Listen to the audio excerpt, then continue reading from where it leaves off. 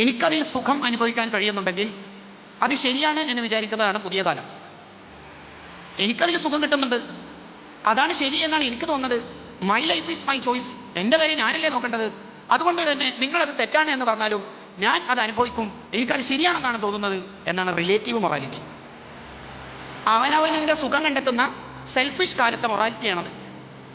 അതുകൊണ്ടാണ് മൃഗഭോഗവും ശവഭോഗവും ലെസ്ബേനിയൻസും ഗേസും മൾട്ടി സെക്സും എല്ലാം പുതിയ കാലത്ത് അനുവദിക്കാൻ മുറവിളി കൂട്ടുന്നത്.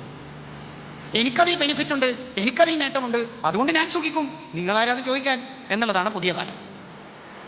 ഇസ്ലാം സിദ്ധാന്തിക്കുന്നത് സ്പിരിച്വൽ ബേസ്ഡ് ആയിട്ടുള്ള ആബ്സല്യൂട്ട്ലി മൊറാലിറ്റിയാണ്.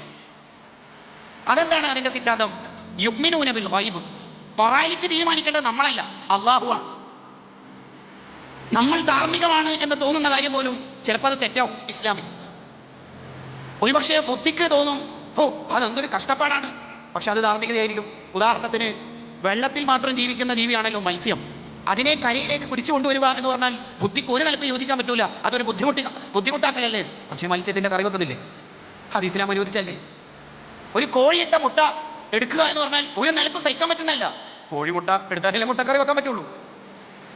നമ്മുടെ ബുദ്ധി പറയുന്നതല്ല ശരിയും തെറ്റും. യുഗ്മിനൂന ബിൽ ഗൈബ്, മതം പറയണം.